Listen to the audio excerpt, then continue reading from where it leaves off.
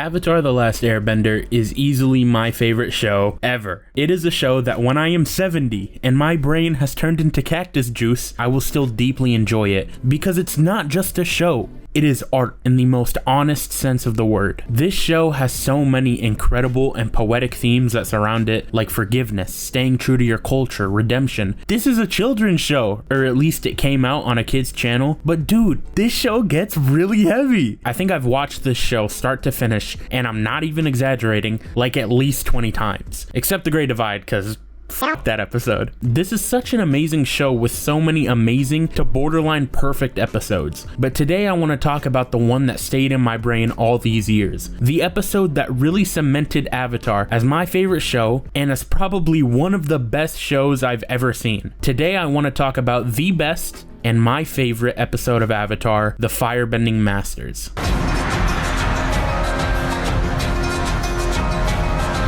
The best analogy for the Firebending Masters is a gem in the jewelry store. Avatar: The Last Airbender is already a goated show, and this episode came in the middle of book 3, which already had banger after banger in it. And then when you think they'd calm down a little bit, cause they're just like, man, we had so many hits back to back. They literally do the LeBron meme where they're like, here go 2 more for y'all. There is so many things I could say about the Firebending Masters, and I probably will, but just man, this shit is so good. I feel like I'm about to start tweaking. I love this episode so much. A huge part of the story of Avatar was Aang's connection to his culture, and also his aversion to firebending after putting Katara's hands on the stove. The show was very emphatic on how much Aang did not want to firebend, so much to the point, I think everyone forgets this, that during the invasion of the Fire Nation, Aang did not know how to firebend. They literally set up the most daring and difficult military offensive in the history of Avatar, and their main guy, who the whole plan hinges upon, was nerfed because he can't firebend. Until the Firebending Masters, it had been made abundantly clear that firebending was exactly what Zhang said. Water brings healing and life,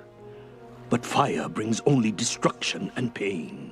And there was pretty much no reason not to believe that. I mean, pretty much every firebender in the show is on go mode constantly, like even to like a cartoonishly high degree. Like, you can't convince me Azula didn't shoot Iroh just because she wanted to. Realistically, she could have did this fire teleportation shit ages ago. She just did it for the love of the game. These are the average firebenders. Zhao killed a eons old spirit fish and destroyed the moon because he wanted to slime out some waterbenders. These people are evil. And that was the case for just about every firebender we encountered until we reached the firebenders. The ancient Sun Warriors. The Sun Warriors were the original firebenders taught by the dragons. These people didn't see firebending the same way that the Fire Nation does. The Fire Nation sees firebending as a means to an end, a way to defeat your enemy, a way to inflict pain, a way to push forward industrialization. The Sun Warriors had a different perception of firebending than anything we saw previously in Avatar. The Sun Warriors cared about fire. They cared for it. They saw fire as energy and life. And a cool piece of info that you don't really notice until you watch it a couple times, but the Sun Warriors are the only firebenders in the entirety of Avatar that never launch their own fire at somebody. It's a really surprising realization when you learn it, because until this point, 99% of firebenders have been trying to cook you or hit you with a lightning bolt. So to see firebenders who don't want to cook you medium rare is actually a really foreign idea. One of my favorite parts about this episode is what it means for Aang. The Sun Warriors are the closest equivalent I can think of to the air nomads, and Aang being someone who since season 1 has been terrified of firebending, being able to learn from these people who are so similar to the people he grew up learning airbending from is really amazing storytelling. In Avatar, everybody has learned their bending from an animal. Airbenders get it from the bison, earthbenders from the badger moles, firebenders from the dragons, waterbenders from the moon. That is an animal, I think. But only the firebenders saw the animal that taught them firebending. They gave them the gift, this knowledge of possibly the most overpowered bending style in the entire franchise. Only firebenders saw these dragons, these benevolent, generous dragons, and were like, hey, you guys want to go kill them? I want to do a little armchair analysis here. I think, in a roundabout way, the reason why the Fire Nation is so evil in Avatar: The Last Airbender is due in part because they killed the dragons. Dragon hunting was a tradition first practiced in the Fire Nation under Fire Lord Sozin.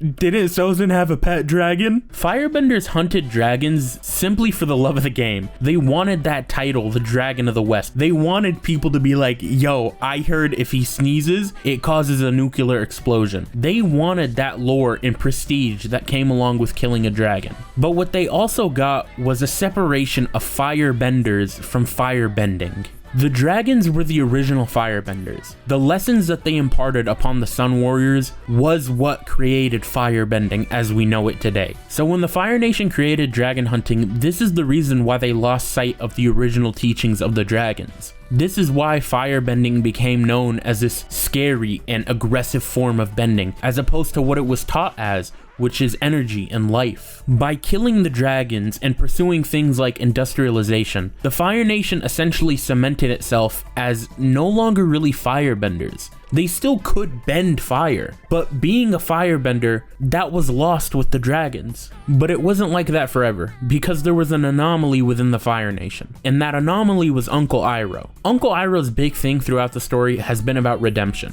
By not killing the last dragon, Iroh saved the Fire Nation. He gave them the ability to be redeemed through Zuko, the way that Zuko was redeemed through all the wisdoms and teaching that Iroh passed down. From a narrative perspective, learning about the dragon hunts was really helpful in understanding why the Fire Nation is the way it is. Like, sure, Sozin was bad, he was an evil guy, he started the 100-Year War, but what compelled the rest of Fire Nation society to become the way that it is? In creating a tradition like the dragon hunts that separates you from all the real traditions of firebending, yeah, that'll do it. This is the best moment in the show. I don't care. Shut your cabbage ass up. This is the best part of Avatar. This is the best moment of Avatar. Watching Zuko, who from season 1 up until like 3 episodes before this, pretty much had one singular character beat, which was, I think I'm gonna kill the Avatar. That was his whole thing. I'm going to destroy the Avatar. I'm gonna get back my honor. I'm gonna get back my country. I want to go back to being royalty. I love being this badass, dangerous, aggressive, angry ass firebender. That's what firebending was. That's what he taught us it was. I mean, him and his crazy ass sister. This is what we were taught what firebending is. Firebending is evil. Firebending is dangerous. It burns, it hurts, it kills, it oppresses. And watching Zuko, really the heir to all of this oppression, this kingdom of terror. Watching him look at all these colors he'd never seen before, being emitted by the dragons, and just calmly saying to himself, I understand. Yo, I'm getting chills. This is actually the best moment of Avatar. We spent the entire series with the understanding that firebending is bad and the people who do it are bad. Sure, we saw some good firebenders along the way, but that was a drop in the ocean. The expectation was that every firebender you would meet is an enemy, and yet this moment of real vulnerability at the mercy of the dragons teaches us that fire is not necessarily what we thought it was. Fire could be all these things. It could be evil. It could be oppressive. That's not what it is at its core. At this point in the episode, Ran and Shaw have taught Zuko and Aang 2 different lessons. Aang didn't believe that firebending was inherently evil. He knew he needed to learn it at some point. There was no getting around it. He's the Avatar. But he feared it because of what it did to Katara. That kind of violence and aggression is deeply at odds with who Aang is. He didn't even want to kill Ozai at the end of the show. Even when all his past lives were telling him to go slime him out, he still couldn't do it because it was at odds with himself. So the dragons show him that fire isn't just aggression and pain. The dragons show him that it is energy and life, and ultimately energy and life is guided. It's not this aimless thing. You get to choose what you do with it, which is not that much different from what Zuko was taught. Zuko wasn't afraid of firebending. Actually, I was afraid of Zuko's firebending. He just had no idea what wisdom he could impart as Aang's firebending master. He and his family, including Iroh, spent their entire lives attacking